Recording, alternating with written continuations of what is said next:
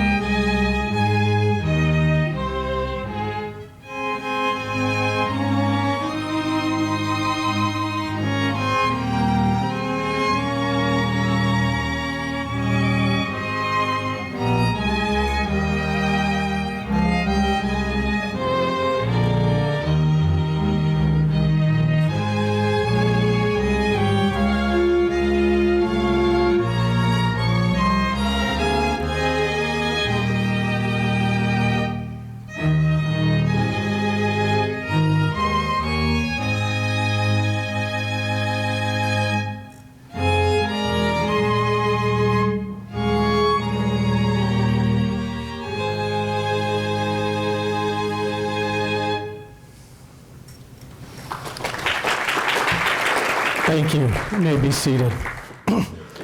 I'd now like to introduce our Chancellor, Dr. Lori Bruce.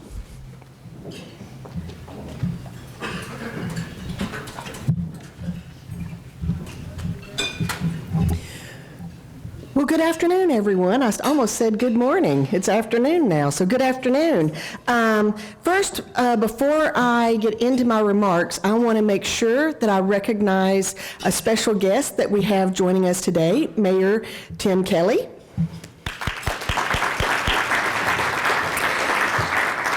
And before they get out of here, I want to make sure that we recognize and thank the Chattanooga Symphony and Opera String Ensemble. Thank you.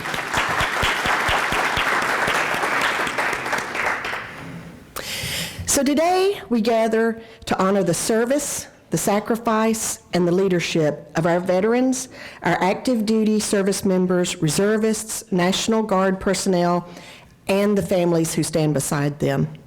More than 15% of UTC's student body is military connected. That means that about 1 in 7 students has worn the uniform, is currently serving, or is part of a military family. That's a powerful reminder that our university is strengthened by those who have served our nation and who continue to serve our campus with the same integrity and commitment and discipline that define their time in uniform. I want to begin also by thanking our Office of Veteran and Military Affairs, led by Dr. Sylvana Matthews and Associate Director Robert Dorsett. Help me give them a round of applause.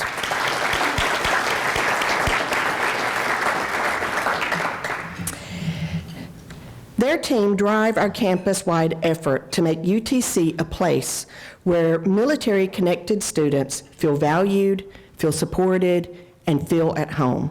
Their work embodies the best of who we are, a community committed to learning, but also committed to service and committed to creating pathways for success for everyone on our campus.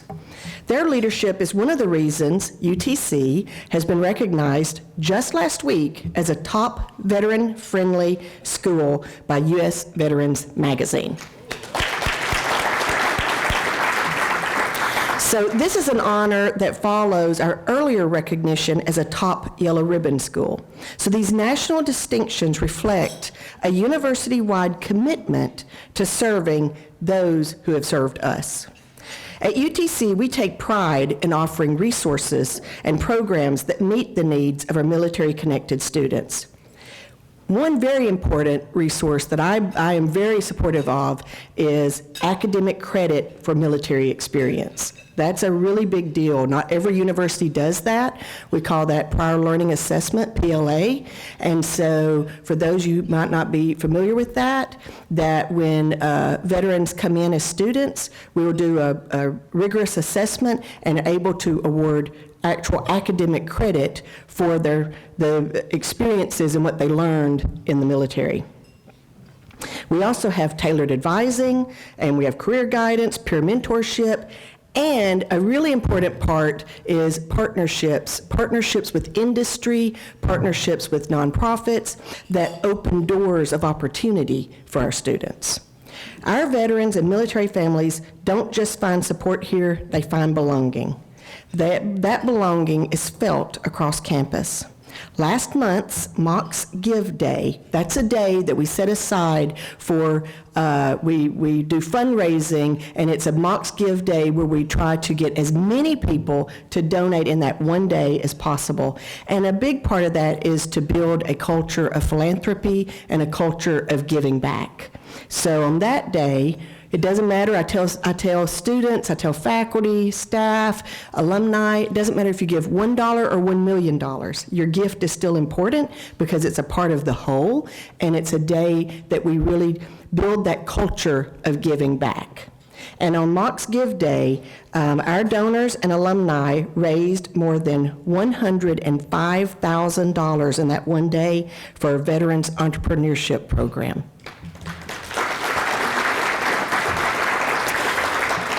So our Veterans Entrepreneurship Program is housed in the Rollins College of Business, and it's designed to help veterans launch or grow their own businesses. And that generosity of our alumni and our donors is a testament to our gratitude for those who have served.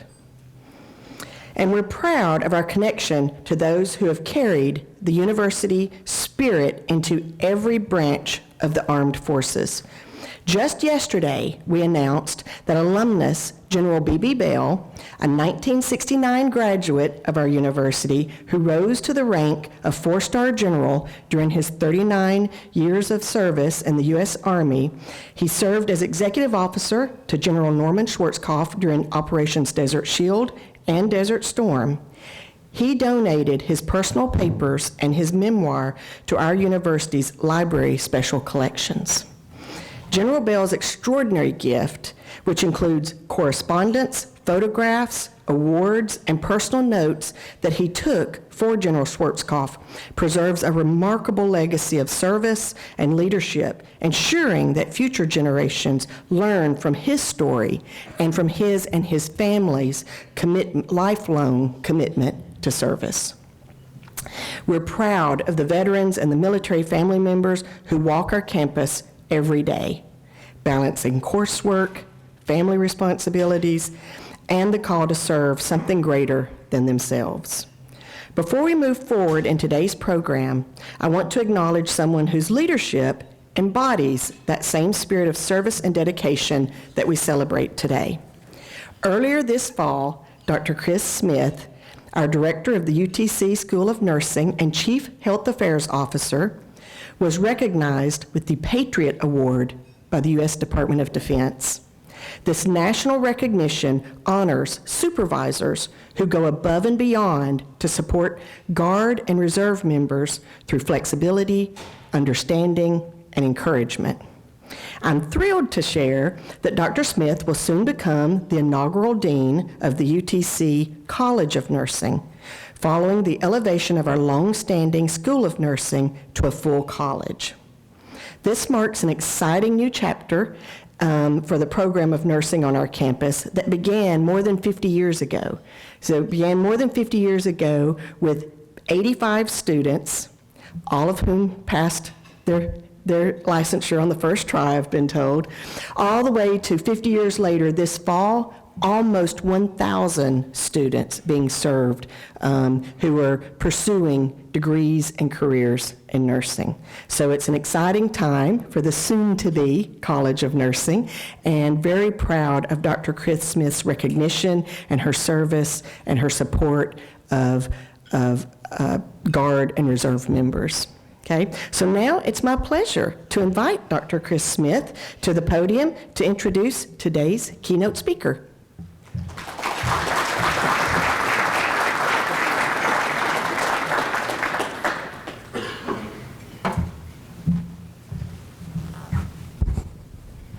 Thank you, Dr. Bruce. I appreciate that. And I must say, the award that I was given, I was shocked to receive, but it was Professor Terry Ellis who nominated me. So thank you, Terry. That means a great deal to me, and I can't tell you how much I appreciate you. So good afternoon, everybody. What a great day and a chilly day. I walked over with a couple of faculty members who were complaining that it was in the 40s rather than the 80s. But we're just happy to be here today, and I want to thank you all as we gather today to honor and to remember, and also to say thank you. As somebody who spent my entire career in healthcare and education, I'm constantly reminded that service takes many forms. Some service in hospitals, some serve in classrooms, some in communities, and some serve in uniform. But what unites us is the call to help others and to make a difference. That spirit of service is what today is all about. It's also defining of our keynote speaker, Professor Terry Ellis, First Lieutenant. Terry represents the best of what it is to be a mock. Although he's only been a mock for a short time, he's definitely embraced it. He's dedicated, he's determined, and he's deeply committed to purpose. He wears many hats, as I'm sure you can realize: an educator, an entrepreneur, a student, husband, father, and soldier, and somehow manages to excel in all of these.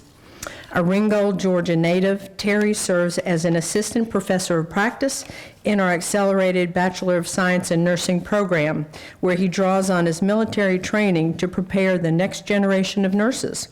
He comes from a family proud with military lineage dating back to the Revolutionary War, a tradition that he continues today with humility and pride.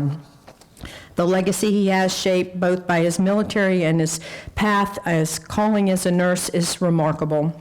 Ironically, Terry once thought the Army wasn't for him, but as he began to see how military service and nursing could align, he discovered a deeper calling to serve others through both healing and leadership.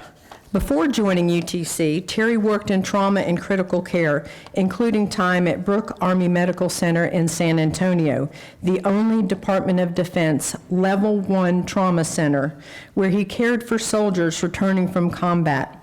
Those experiences deepened his respect for courage, resilience, and service in all its forms. Terry brings calm and focus and discipline to his classroom, the same qualities that have guided him for more than a decade in the Georgia Army National Guard, where he serves as First Lieutenant, coordinating medical logistics and readiness operations. He's also pursuing both a Doctor of Nursing Practice and a Master of Business Administration, simultaneous at the same time, of course. My dentures are coming a little loose. Sorry, Terry.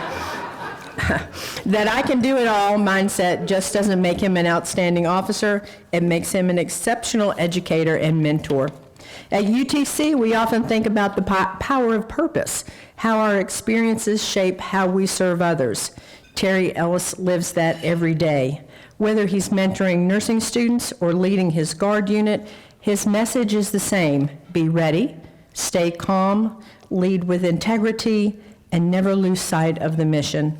Above all, he leads with humility and faith, attributes that define both his service and his teaching. Please join me in welcoming my friend, our keynote speaker, First Lieutenant Terry Ellis.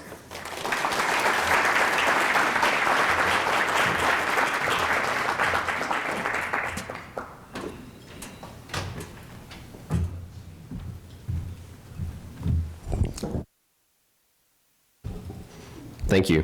We'll move this up just a little bit.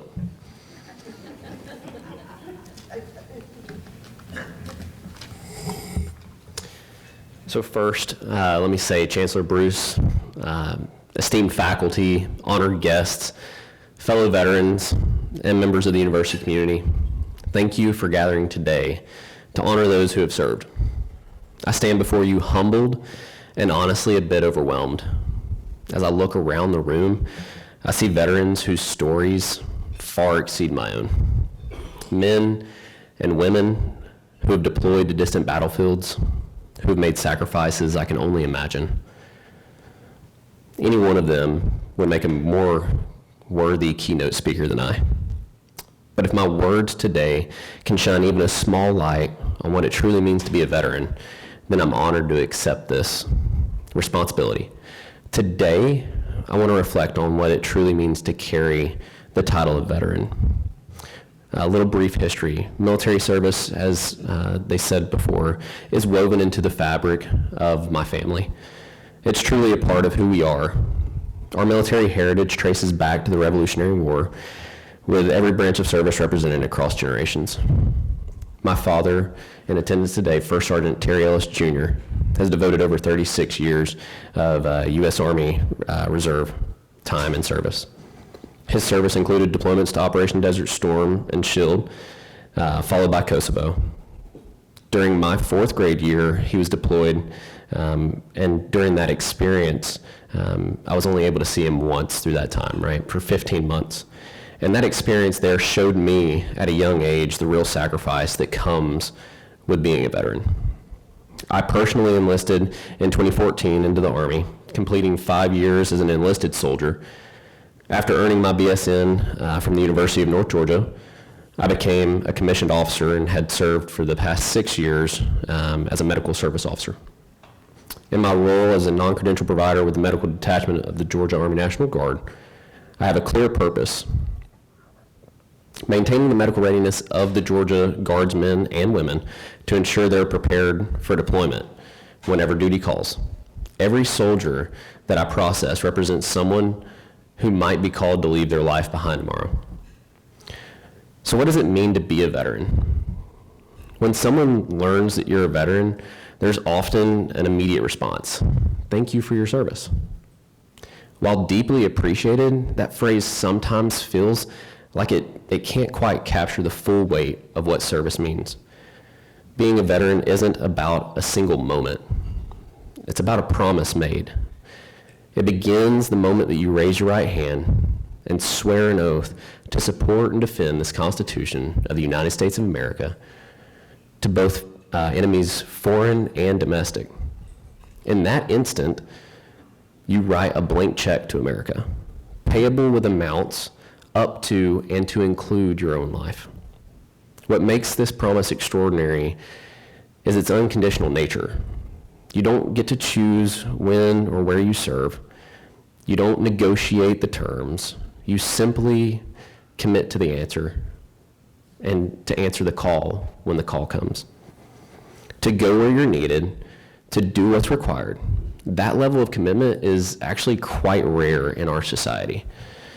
And it's the foundation of what makes someone a veteran. The cost of a veteran status begins with time, and that's time away from your family during trainings, deployments, unexpected call-ups. It's measured by drill weekends and annual training periods and years of service that compound over a career. For National Guard and Reserve members, it's the dual burden of citizen or civilian responsibilities and military readiness. For active duty service members, it's years of moves, reassignments, and separations. But the deeper cost is psychological and emotional. Veterans carry that weight of readiness. The knowledge that at any moment, they might be called upon to leave everything behind. They live with the reality that their service might depend or demand the ultimate sacrifice, and or that they might witness others make that sacrifice. I've had the privilege of caring for service members who have returned from combat zones with life-altering injuries. And what strikes me most isn't the physical wounds. It's the warrior mindset that persists despite them. Soldiers who have lost limbs asking, how quickly can I return to my unit? Service members more concerned about their teammates than their own recovery. This mentality, this unwavering commitment to mission, and brothers and sisters in arms defines what it means to be a veteran. Some veterans deploy multiple times to active combat zones. Others serve entire careers stateside, ensuring the readiness and support that makes deployment possible. Some see combat, others serve in critical support roles that enable combat operations. The cost, it does vary, but the commitment does not. Every veteran has made the same fundamental promise to serve something larger than themselves. But veterans don't serve alone. Every person who wears the uniform has a family behind them, and that family serves too. They just don't get a uniform. Military spouses manage households solo during deployments. They comfort children who don't understand why a parent has to leave. They pack up homes and rebuild lives with each new assignment. They put their own careers on hold, their own dreams on pause to support their service members' commitment. Military children grow up understanding sacrifice before, quite frankly, they even understand what geography is. They learn resilience through frequent moves and disrupted friendships. They develop a strength by simply having to say goodbye too many times. These families don't take the oath, but they live it nonetheless. Their sacrifice enables every service member's readiness. Their strength maintains the home front. They are the reason veterans can focus on their mission, knowing that their loved ones will persevere in their absence. The cost to military families is measured in missed moments, quiet anxieties, and a childhood or a marriage that's shaped by the demands of that service. The transition from active service into a veteran status doesn't end that commitment. It transforms it. So veterans bring to their communities the leadership forged through their service, the discipline instilled through their training, and the perspective earned through sacrifice. In every sector of American life, you'll find veterans continuing to serve. They're teachers shaping young minds with the same dedication they brought to training soldiers. They're healthcare providers, caring for patients with the calm under pressure learned through military service. They're business leaders applying military problem solving to civilian challenges. And they may even be first responders who are already know what it means to run towards danger. The cost of a veteran status doesn't end, right? To the veterans in this room, I want to say your service truly does matter. Whether you deployed or not, whether you saw combat or served stateside, whether you served 4 or 40 years, you made a commitment that most Americans will never make. That willingness to sacrifice for something bigger than yourself, that the readiness to answer the call, that's what makes you a veteran. Your service is the foundation upon which our freedoms stand. And to the families, you serve too. Your sacrifice enabled the service. Your strength held the home front. You deserve our gratitude just as much.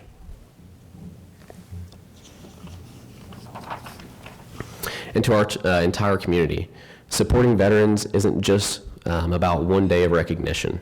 It's about ensuring they have access to things such as healthcare, education, and opportunities that they've, quite frankly, earned. It's about creating workplaces that value military experience. It's about building communities where veterans and families thrive. And let's be honest, those 10% discounts aren't too bad either, right?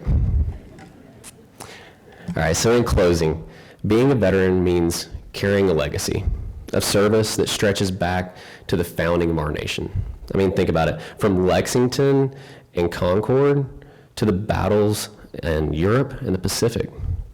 From Korea and Vietnam to the deserts of the Middle East. Generations of Americans before us have answered the call to serve. They defended our freedoms, protected our interests, and stood as the safeguard between tyranny and liberty. The cost of being a veteran is real. It's measured in time, in sacrifice, and in missed moments, in physical and emotional scars.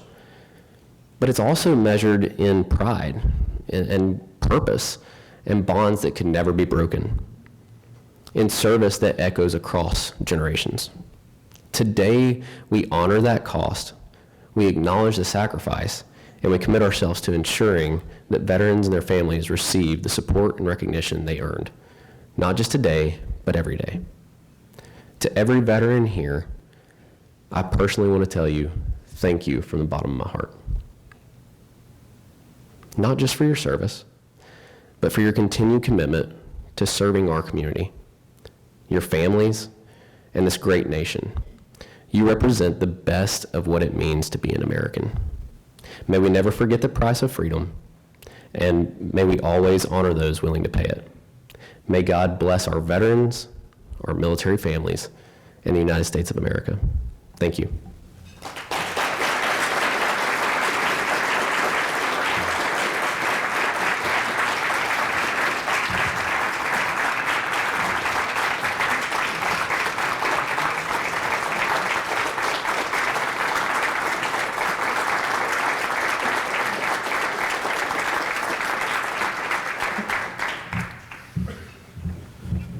Thank you.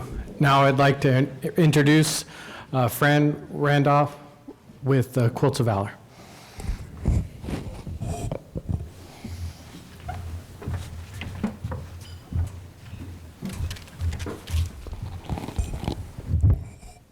It's a wonderful honor to be back here.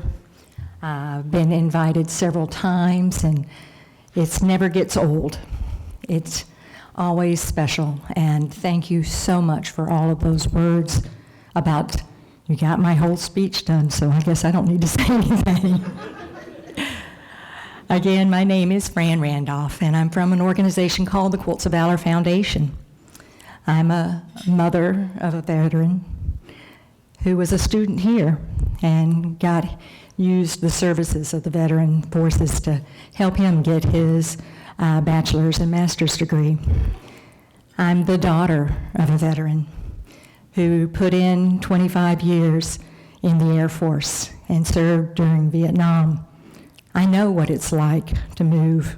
Went to 14 different schools before I graduated.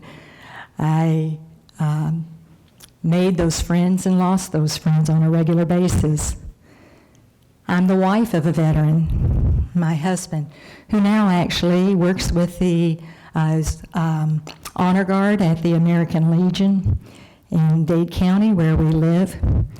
And I appreciate his service in Vietnam as well. I love my country, and I love the men and women who fought to make it what it is today. I'm also a quilter, and I found my way to get my love of my country and my love of my craft together through an organization called Quilts of Valor. It was founded 23 years ago by a mom who was also a veteran's, the mother of a veteran, and had a son in Afghanistan at that point. And she felt like she was seconds away from panic 24 hours a day. He was up on a Humvee going through the streets of Afghanistan, and she had little peace in her. She had a dream one night, and in that dream she saw a soldier sitting on a cot, and that soldier was racked with war demons. Those who've been to war know what that's about. She woke up and fell back to sleep, and then saw again that same veteran, except for now he was wrapped with a quilt around his shoulders, and he was a different person. There was peace in him. And when she woke up, she made the determination to get groups of ladies and men together who wanted to make a difference. They started that. They made a goal to get 100 quilts in a year. And those that are quilters know that's a pretty good ambition. They met that goal, but not quite in that same time frame. It took about 3 years. And they started awarding quilts at Walter Reed Hospital. More and more men and women got the vision of what that was all about. they realized that there was a need, and not only for the men and women returning at that point, but the men from World War II, from Korean War, definitely the Vietnam War, and then our current wars. And our mission grew to more than just those coming home, or those that were injured, but all of those who served. As Dr. Ellis said, those that rose their hand, they were willing to give up to, including their life, for their country. And we, as Americans, and as quilters, and as those who love our country, wanted to do something to say, give a tangible understanding of what we appreciate. So we began that, and we have now awarded 427,121 quilts. It's a good beginning, but there are many, many more who need to know that America does care for what you've done for all of us. Just as curiosity, I heard that we had some statistic. Could all of those who are veterans please stand? Who have served their country. Wow, it's wonderful. Gentlemen, you got an Army uniform on, so you're a veteran as well, right? They've served their country, and we appreciate that. I'm going to get you to get some more exercise. Those who have received the Quilts of Valor, would you please stand?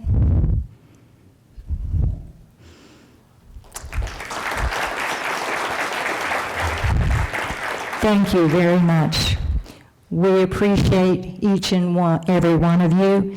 And as you could see, there were a lot more standing than on the first round. So we've got a lot of ways to go. We do it one at a time. When we make our quilts, we have 3 messages. 1, we want to honor you.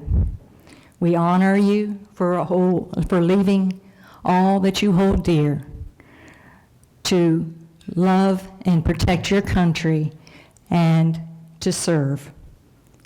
We appreciate you and thank you. Second, we know that freedom is never, never free. And freedom is purchased by the dedication of men and women like yourselves who gave of your hearts, gave of your health, gave of your relationships, gave of your time, of your own will for all of us. And third, our quilts are for comfort. Just as Catherine Roberts in her dream saw that comfort happens, comfort and quilts go hand in hand, we know that nobody goes to war, nobody who's seen war and the effects of war come back the same. Again, it's easy to see if you've got a missing arm or an injury on the outside. But as was mentioned earlier, so many of those injuries are from the heart. Things that were seen, things that had to be done, things that took place that you wish you could forget. Our quilts are there to provide comfort and healing. So before I go further, I'd like to go ahead and award the 3 quilts that we have for the veterans today. I won't go into the background because you guys already know it all. Dr. Terry Ellis III, would you please come forward?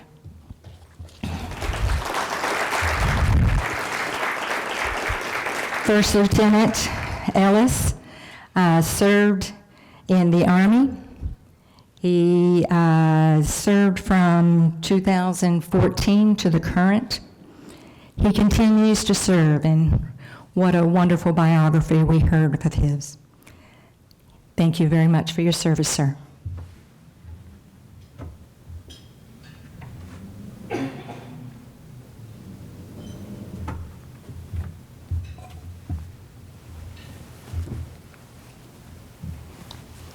This is the quilt that I've selected for him.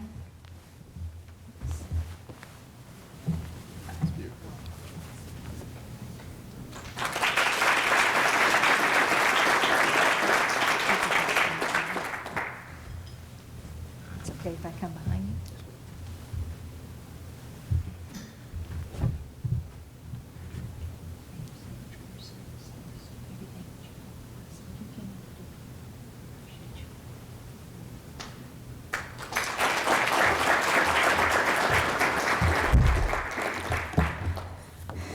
First Lieutenant Ellis, as well as the other recipients, will also be receiving a certificate. On that certificate, it says, "On behalf of the Quilts of Valor Foundation, in recognition for your service and sacrifice for this nation, it's a privilege to serve honor and comfort upon you through the award of this Quilt of Valor. Though we may never know the depth of your sacrifice to protect and defend the United States of America, as a gesture of gratitude from a grateful nation, we award you this Quilt of Valor."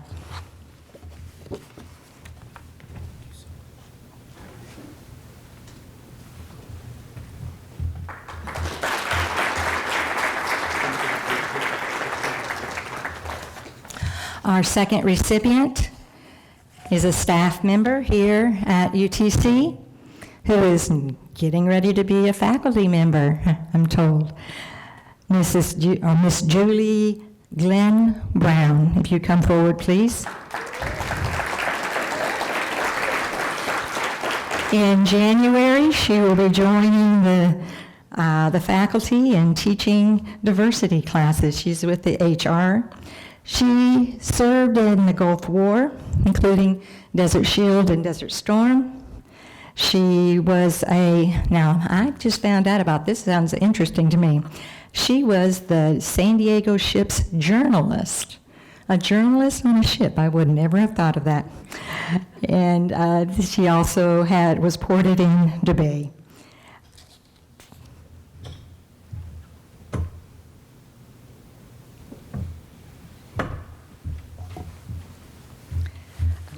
I'm sorry, she served in the Navy, and she served from 1988 to 1993. Petty Officer, Second Class, Brown. Thank you.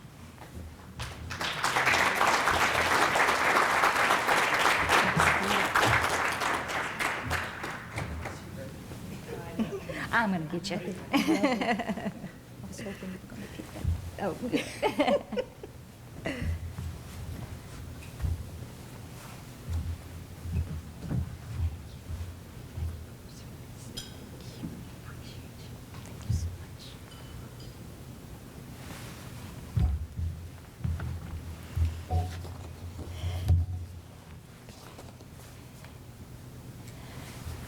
She has the same certificate, except for it doesn't have Dr. Ellis' name.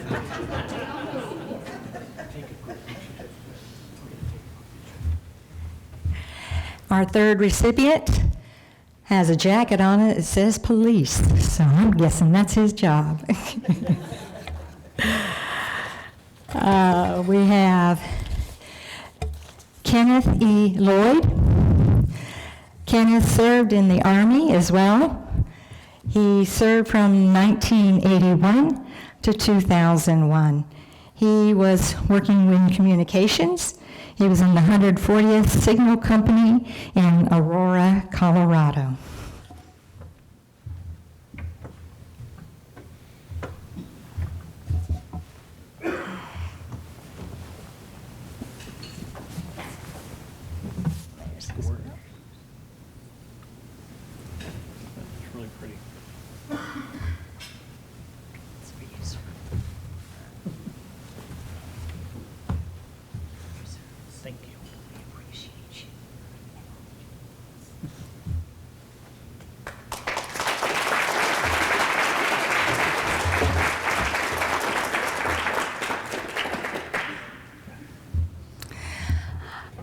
Please feel free. I'll stick around for a few minutes. If there are others in this audience who have friends or family or yourself that would like to know that America does care through a quilt, please see me and I'll show you how you can nominate them. It doesn't need to be in a group setting like this. Most of our awards are at people's homes, just whatever that makes them feel comfortable. So thank you very much for your attention and for the privilege to come here again and honor these people. Thank you.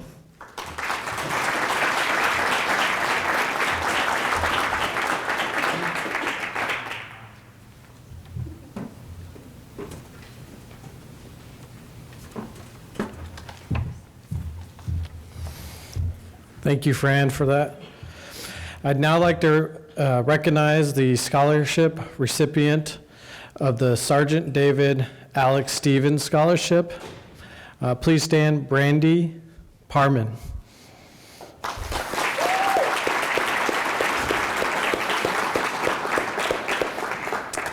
This concludes the event today. Thank you so much for joining us, and thank you, Dr. Bruce, for this event. Thank you.